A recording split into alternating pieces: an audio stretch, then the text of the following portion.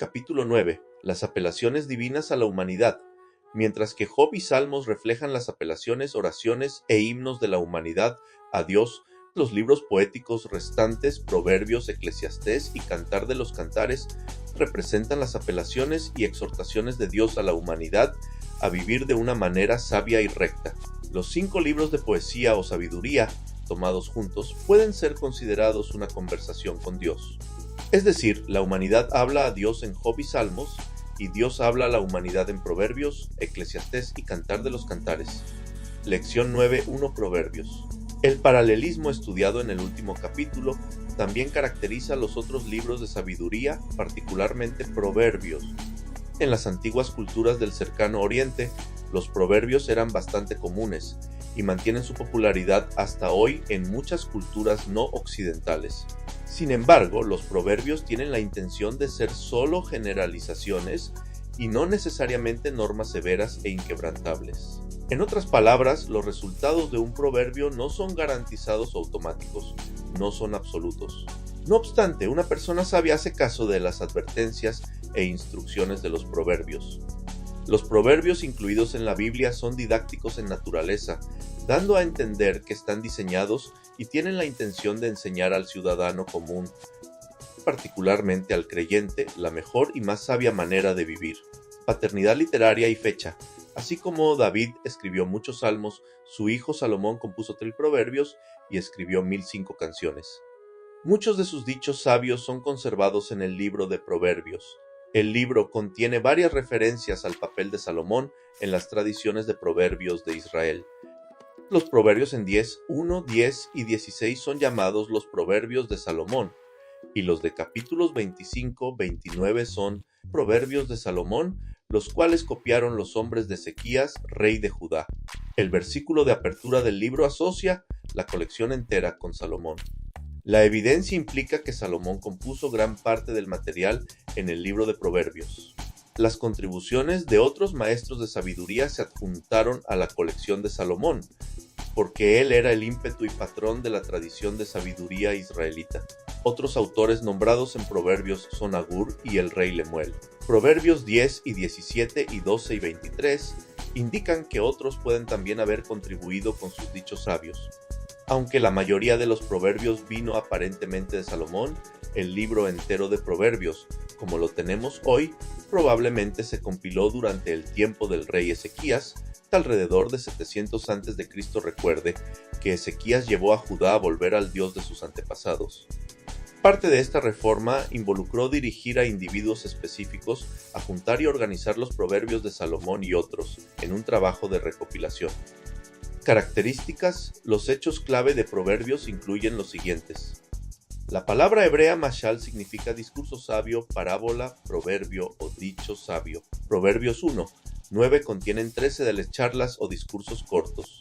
En la parte más extensa del libro, la mayoría de los proverbios consisten de 2 líneas que muestran contraste o comparación. Aunque muchos proverbios describen el resultado de una acción o característica, los proverbios no son leyes o garantías, más bien describen lo que pasa por lo general. Los proverbios se aplican a todas las culturas. Algunos proverbios emplean números para énfasis. 6 cosas aborrece Jehová, y aún 7 abomina su alma. 3 cosas me son ocultas, aún tampoco sé la cuarta. Algunos proverbios son directos. Ve a la hormiga, oh perezoso, mira sus caminos y sé sabio. Inclina tu oído y oye las palabras de los sabios. Muchos proverbios enseñan que debemos confiar en el Señor. Fíate de Jehová de todo tu corazón y no te apoyes en tu propia prudencia.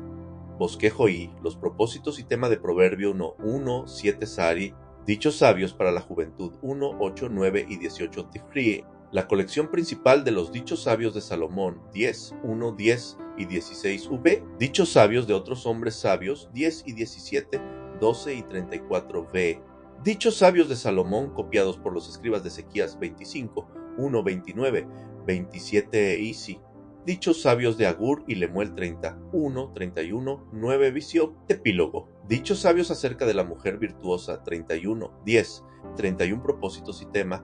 Los propósitos de este libro se establecen con claridad en Proverbios 1, 2, 6. Los proverbios se compilaron para uno.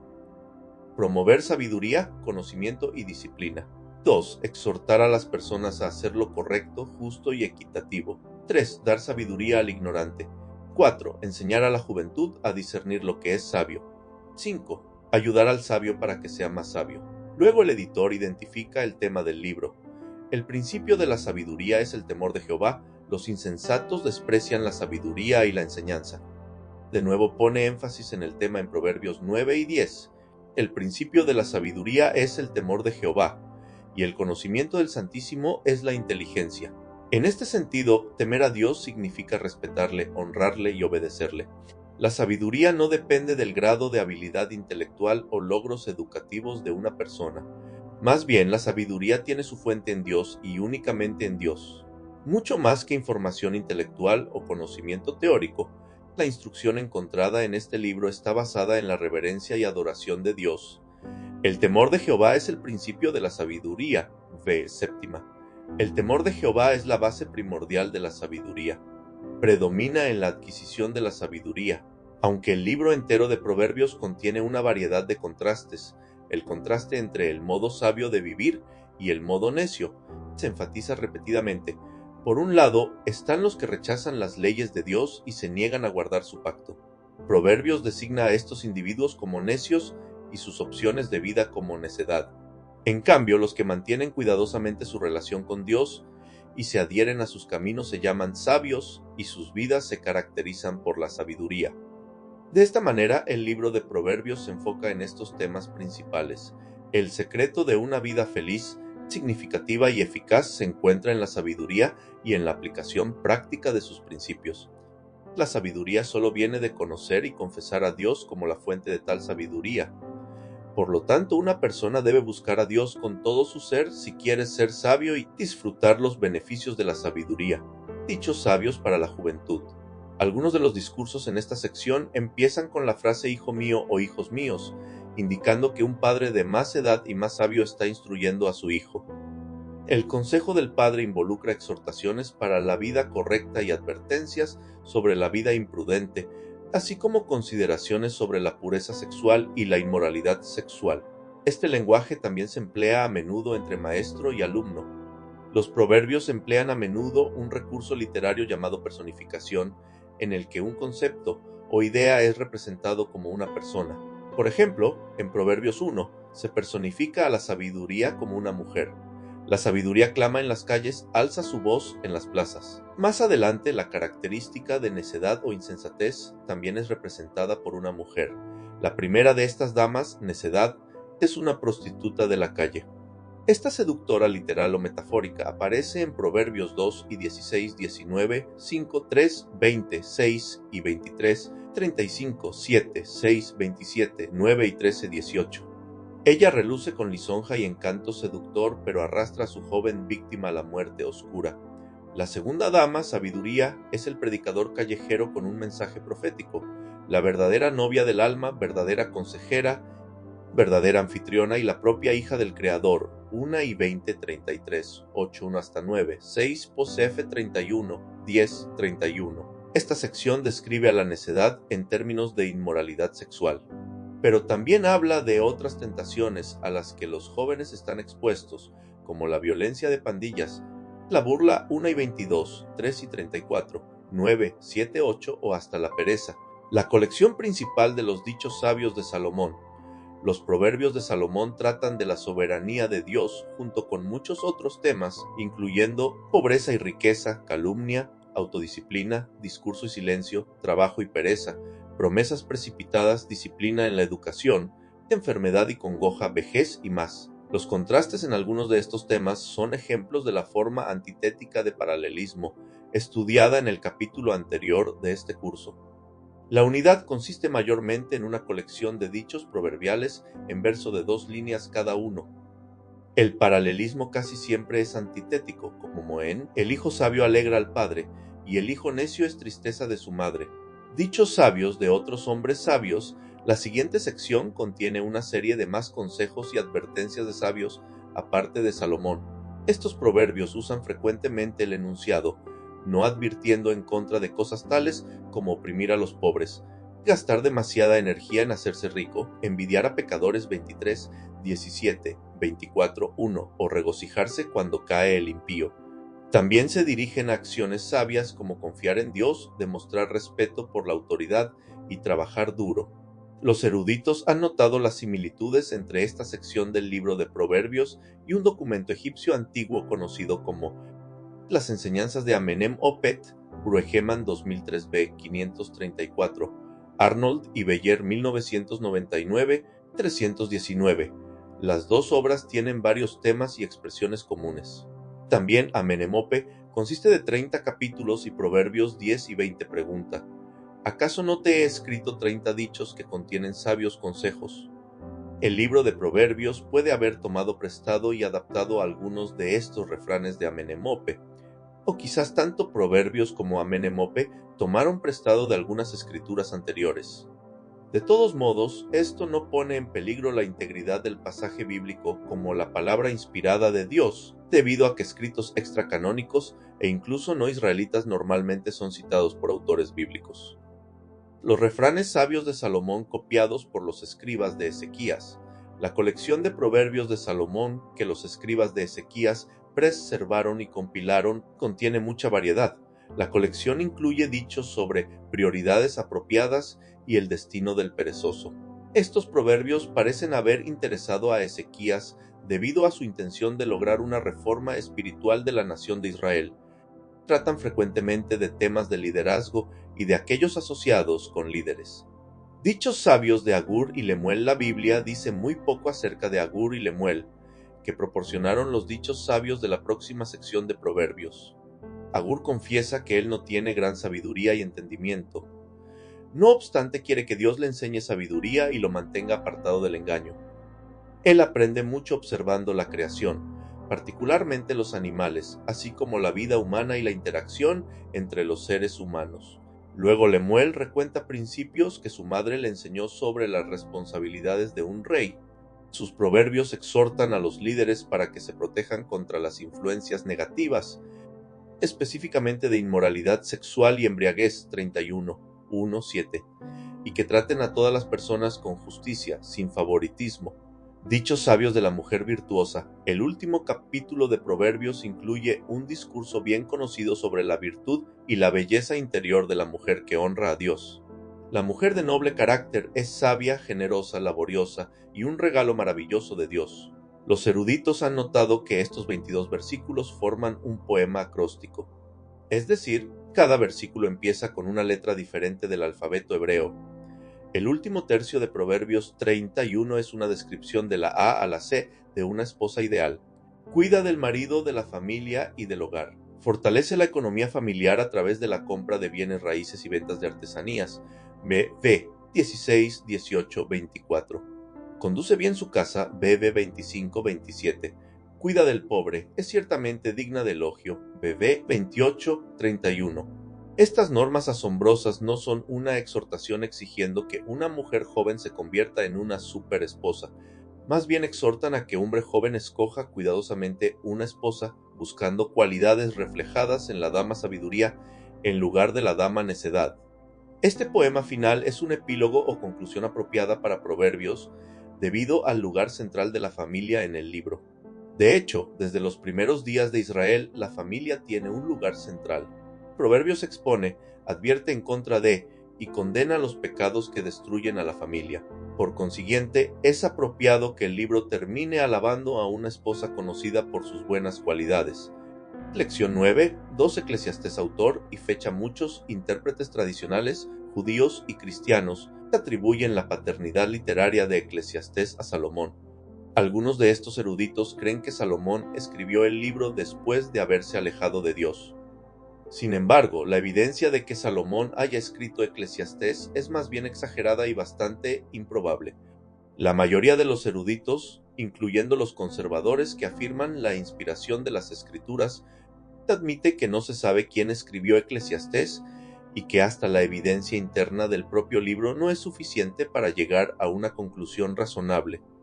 La frase hijo de David, rey en Jerusalén y ciertos pasajes como 1, 16, 17 tienen la intención de que el lector piense en Salomón. No obstante, la jactancia de que él había superado a todos los que le precedieron en el trono es bastante débil si su padre David fue su único predecesor. Puesto que el libro en ninguna parte afirma que Salomón haya sido su autor, es mejor dejar el asunto indeterminado. La fecha del libro también es incierta. Algunos eruditos apuntan a una fecha bastante tardía, debido a que se perciben dichos de tipo arameo llamados arameísmos. Sin embargo, otros señalan que estos refranes también se encuentran en la literatura preexílica. Por esto, una fecha temprana es ciertamente concebible. Algunos han sugerido una fecha alrededor de 930 a.C., pero nuevamente es mejor dejar el asunto indeterminado. Título: en las escrituras hebreas, el título de este libro es Kohelet, que quiere decir uno que convoca a un grupo de personas y se dirige a ellos. En la Septuaginta, el hebreo Kohelet fue traducido a una palabra griega con el mismo significado, Eclesiastes. Esto se basa en la palabra griega eclesia, que se refiere a un grupo o asamblea convocada a reunirse. El Nuevo Testamento traduce la palabra eclesia como iglesia. Algunos eruditos y algunas traducciones de la Biblia traducen Kohelet como maestro o predicador. Sin embargo, otros piensan que el concepto de un orador que habla a una asamblea de personas es un concepto o traducción más apropiada.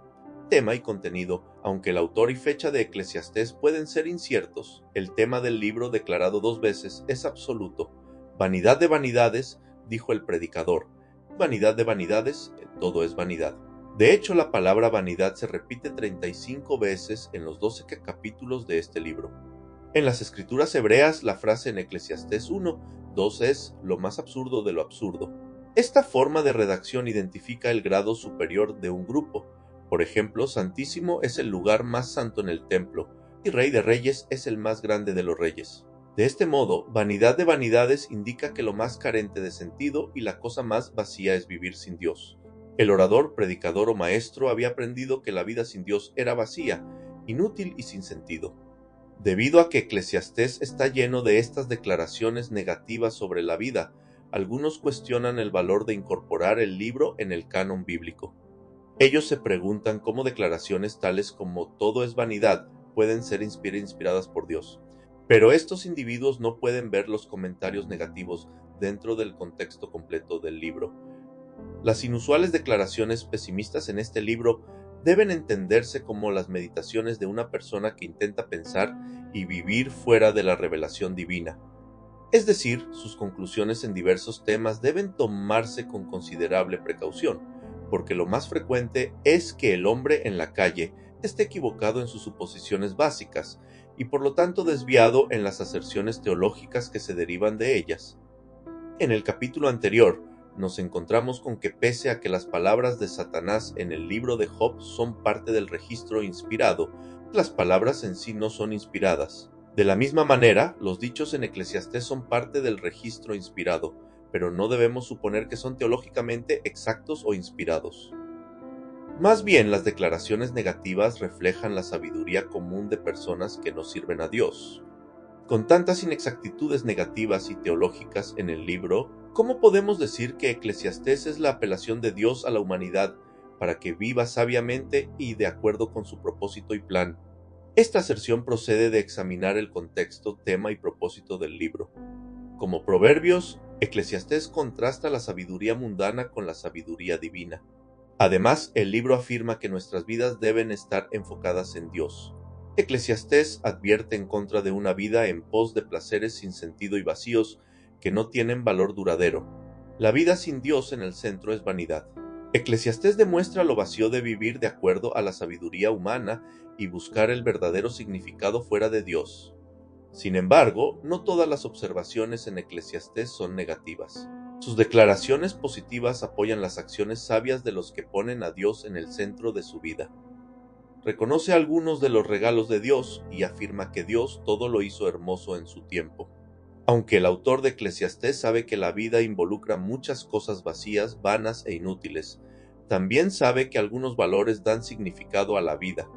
De esta manera, anima a los lectores a que disciernan entre lo que tiene valor y lo que es inútil. Bosquejo y introducción del problema 1, 1, 11 OTD. La vanidad en todo, 1 y 12, 2 y 26 Cerrilli. El tiempo 3V, la sociedad 4 voltios, la adoración y la riqueza 5,6,20, la sabiduría 7,1,8,1 la justicia 8,2, 9 y 12, más acerca de la sabiduría 9 y 13, 11,6 y conclusión y solución al problema 11, 7, 12 y 14, el problema Eclesiastés 1. 11 presenta el problema de que la vida sin Dios no tiene sentido. A la luz del tema, la manera mejor de interpretar y entender este libro es considerar la conclusión. Luego hay que observar las frases unificadoras a lo largo del cuerpo principal de la obra, que es enlazado por los versículos idénticos de apertura y de cierre. Si hace esto, oirá una fuerte declaración: la vida vivida solo con la visión de este mundo no tiene sentido, pero con una perspectiva eterna podrá encontrar alegría y significado en la creación. El autor de Eclesiastés experimentó muchas cosas: sabiduría, ingenio, vino, trabajos, riqueza, 2, 7, 8, 5 y 10, mujeres, la fama mundana y el placer mundano, pero sin Dios nada satisface verdaderamente la búsqueda de significado en la vida. No obstante, aunque el libro proclama la vanidad de la vida sin Dios, también confirma que todo lo bueno en la vida es un regalo de Dios. Por ejemplo, ya que Dios creó el sol, la luna, las estrellas y todas las cosas buenas, ellas deben disfrutarse como la creación de Dios. A pesar de esto, la creación no puede satisfacer la necesidad más profunda de la humanidad. Solo el Creador puede producir satisfacción. La futilidad de satisfacerse con las cosas creadas mantendrá a una persona en un ciclo de vida sin significado. La solución: el maestro u orador concluye el libro con un poema sobre la vejez y anima a la juventud a reconocer a Dios tempranamente en la vida. Si agradamos a Dios y le obedecemos en nuestra vida, nos regocijaremos al mirarle cuando morimos. Los creyentes luchan con algunas de las mismas preguntas y dilemas a los que se dirige Eclesiastés. Todos debemos llegar a entender que nuestras preguntas desconcertantes acerca de la vida no tienen respuesta fácil. De hecho, como el libro de Job, se niega a evadir las preguntas duras de la vida y no acepta soluciones fáciles. El consuelo yace en reconocer la soberanía y el control de Dios en toda circunstancia. Eclesiastés alude a esto pese a los ciclos repetitivos y a lo que parece vanidad de la vida. Entonces, ¿con qué pensamiento debemos leer el libro entero? Al final, el narrador proporciona su clave a la interpretación de este libro. Él ni emite rechazo absoluto ni aprobación del maestro. Debemos respetar la enseñanza del vocero que habla en primera persona.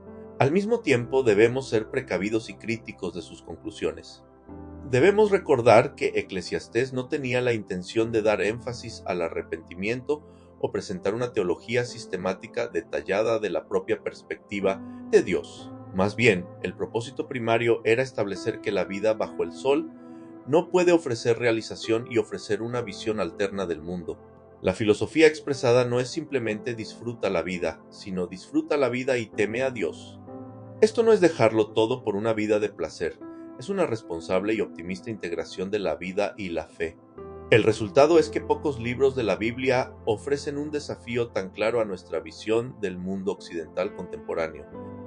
El goce de la vida no consiste en la búsqueda de la realización personal, sino en el reconocimiento que todo viene de la mano de Dios.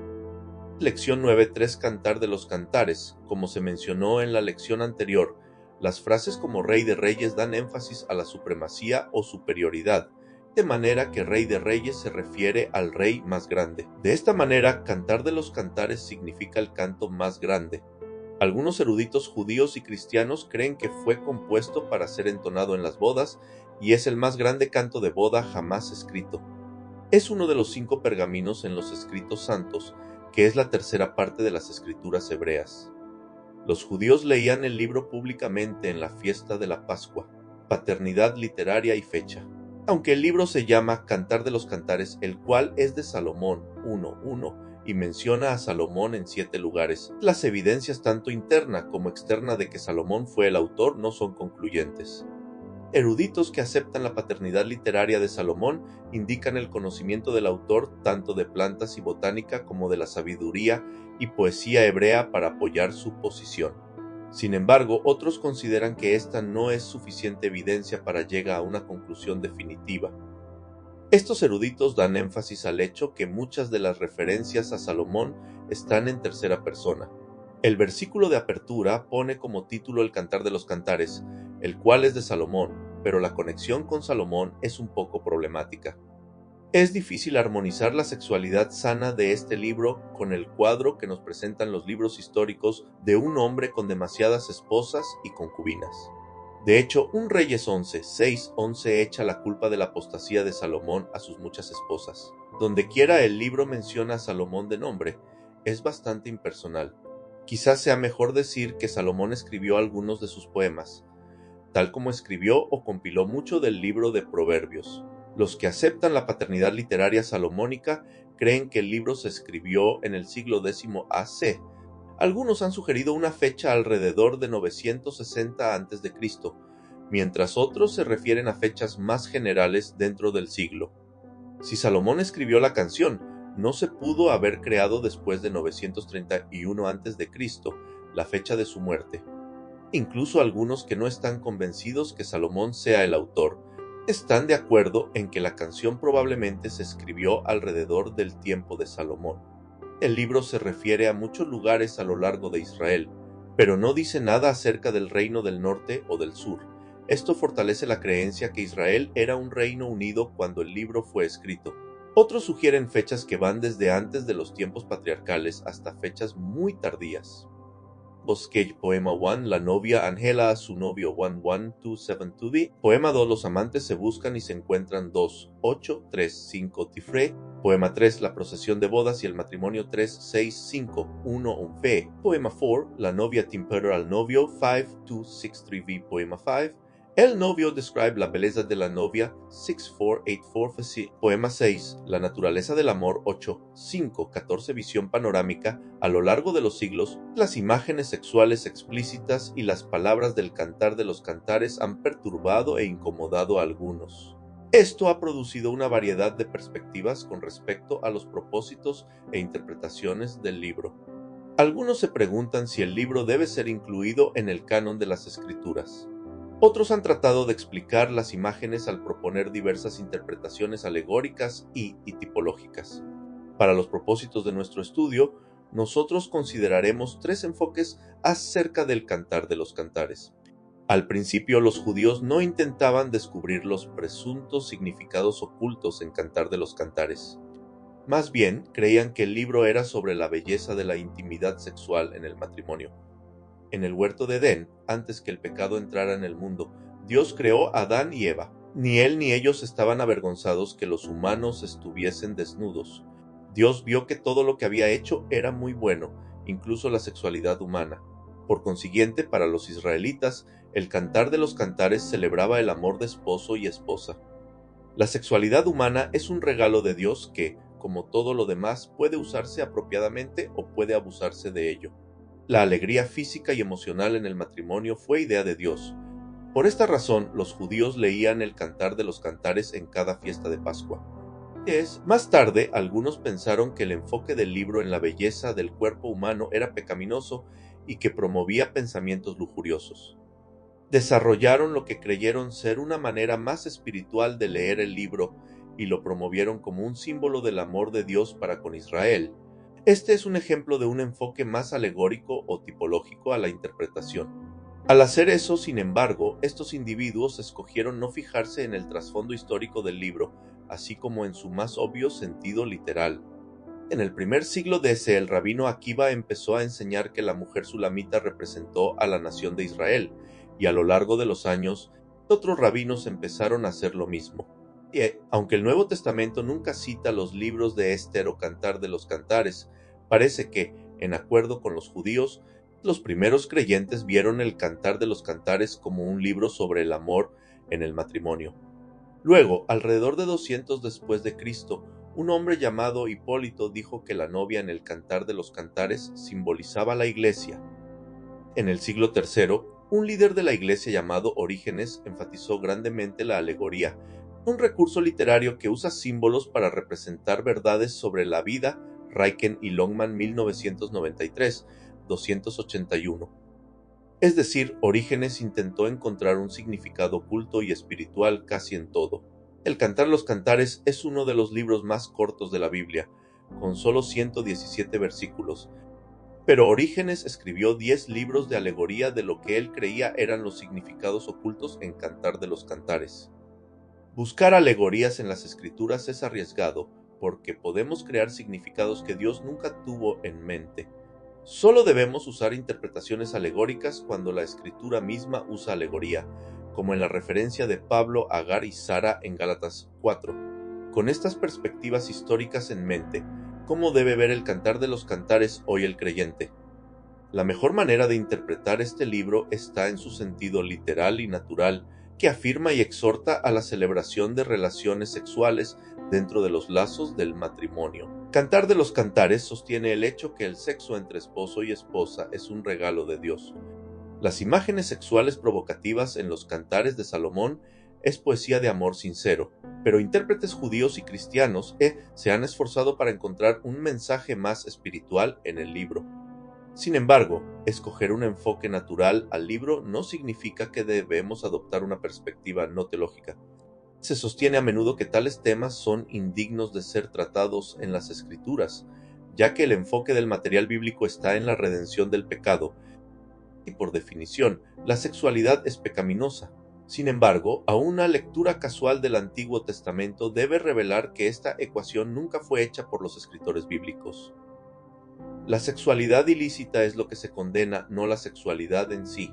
Desde la historia de la creación en Génesis 1, 2 hasta la boda del Cordero en Apocalipsis 21, la sexualidad humana se presenta como un regalo específico de Dios a su creación. La creación de la humanidad a la imagen de Dios, ya sea creada hombre y mujer como seres sexuales para el propósito de procreación, compañerismo, de apoyo mutuo y dependencia, y unidad física así como espiritual. Debiera ser una clara evidencia que la acción de Dios de crearnos como seres sexuales no fue accidente o compromiso alguno. Fue la intención divina desde el principio y es de hecho buena. Génesis 1:31. De esta manera, aunque algunos creyentes intentan evitar enteramente el tema del sexo o afirman que todo lo sexual es pecaminoso, la Biblia toma un acercamiento puro y equilibrado a las relaciones sexuales dentro del matrimonio. Mientras que muchas culturas han profanado el regalo de Dios de la sexualidad, el acercamiento bíblico no solo valida la belleza de la sexualidad dentro del propósito del plan de Dios, sino también advierte contra los peligros de su abuso. Cantar de los Cantares usa imágenes sexuales eróticas para darnos a conocer la belleza y verdad que el enfoque de Dios a la sexualidad es puro, apropiado y promovido en una relación matrimonial, porque todo lo que Dios creó fue bueno. El libro modela una conducta sexual sumisa de manera mutua entre una pareja amorosa. Afirma un deleite sano en la cama marital. Por consiguiente, Cantares es didáctico y moral en su propósito. Viene a nosotros en este mundo de pecado, donde la lujuria y la pasión están disponibles en todos lados, donde las tentaciones feroces nos asaltan e intentan apartarnos de la norma del matrimonio dada por Dios. Y nos recuerda, en manera particularmente bella, lo puro y noble que es el verdadero amor,